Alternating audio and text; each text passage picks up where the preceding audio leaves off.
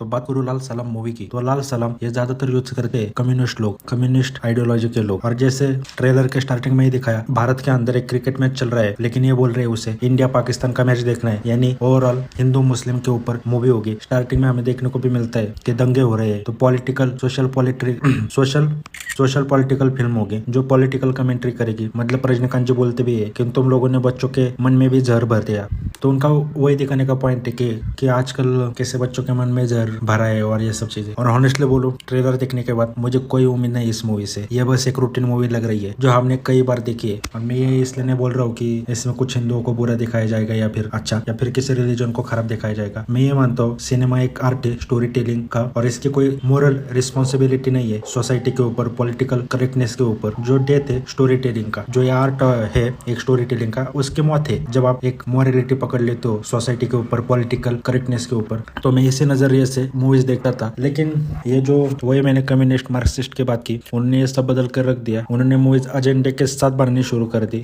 तब से मैंने कुछ मूवीज इस नजरिए से नहीं देखा। मैं सीधी सिंपल बात बोलता हूँ, क्योंकि उनका एक एजेंडा होता है। और मैं मानता हूँ पॉलिटिकल करेक्टनेस नहीं होनी चाहिए, तुम्हारी सोशल रिस्पॉन्सिबिलिटी नहीं है, तुम्हें फ्रीडम मिलनी चाहिए। लेकिन तुम्हारा अगर कुछ एजेंडा है तो वो भी गलत है, क्योंकि इससे बच्चे इन्फ्लुएंस होते हैं। और इससे क्या होता है हम सबने देखा है। तो फॉर एग्जाम्पल यहाँ पर वही बात आ जाती है कि कहाँ पर फ्रीडम देना है और कहाँ पर कुछ चीजें नहीं दिखानी चाहिए, इसलिए सेंसर बोर्ड है। और तुम कहोगे आप फिल्म मेकर को दिखा दो जो दिखाना है, तो ऐसा नहीं होता। फिल्म मेकर कुछ भी दिखा देगा फिर, और जिससे किसी के भी सेंटिमेंट्स हर्ट हो जाएंगे। फॉर एग्जाम्पल ये उतना ही खतरनाक है जितना एक शहर में लोगों को बोल दिया जाए कि एक दिन के लिए यहाँ कानून नहीं है, तुमको जो करना है वो करो। तो आप इस सोच के देख लो कितना बुरी हालत होगी उस शहर में। तो उसी तरह अगर फिल्म मेकर्स को फ्रीडम दिया जाए तो वो कुछ भी दिखा सकते हैं। और मूवी मैं मानता हूँ किसी को भी इतना इन्फ्लुएंस कर सकती है।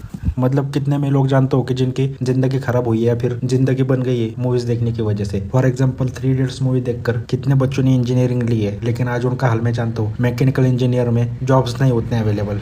तो ये मैंने एक बहुत लाइट एग्जांपल लिया, बाकी ऐसी बहुत सारी मूवीज है। मतलब मूवीज के जरिए आप मूवीज दिखाकर सरकार बदल सकते हो या ला सकते हो, इतना इन्फ्लुएंशियल है सिनेमा। इसलिए कुछ रूल्स सिनेमा के लिए भी बनाए गए थे कि तुम्हें ये चीजें करनी है। लेकिन जैसे मैंने कहा कम्युनिस्ट मार्क्सिस्ट इन लोगों ने कुछ एजेंडे पकड़े और ये जो आर्ट था स्टोरी टेलिंग का, इसको बर्बाद कर दिया। तो इशू ये नहीं है, मैं इसलिए एक्साइटेड नहीं हूँ कि ऐसी मूवीज में काफी देख चुका हूँ। फॉर एग्जाम्पल मणिरत्नम की बॉम्बे ले लो, और थक चुका हूँ भाई अभी मैं ये सोशल मूवीज देखकर। वो भाई आयुष्मान खुराना की मूवीज देख लो, वो एक फेस था भाई, तब सोशल इश्यूज पर इतनी मूवीज आई थी, हर कोई सोशल इश्यूज पर मूवी निकल रहा था। तो मैं थक चुका हूँ भाई सच में देखकर। लेकिन हो सकता है किसी को देखनी हो तो वो जरूर जाके देखे।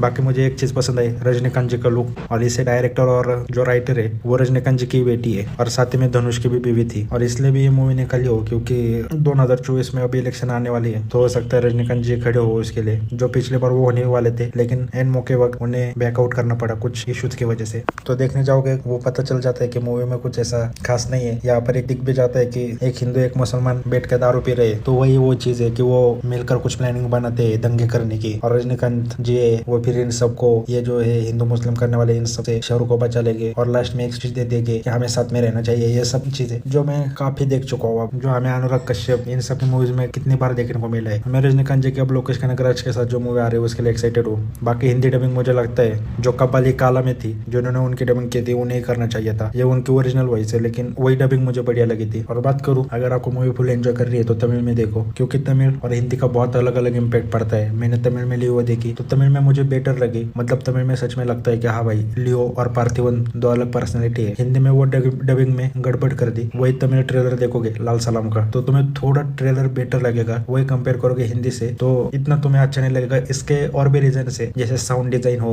वो तमिल में बढ़िया है, काफी चीजें, तो वो तुम्हारे हिसाब से देख लो। तुम्हें कैसा लगा ट्रेलर कमेंट कर जरूर बताना।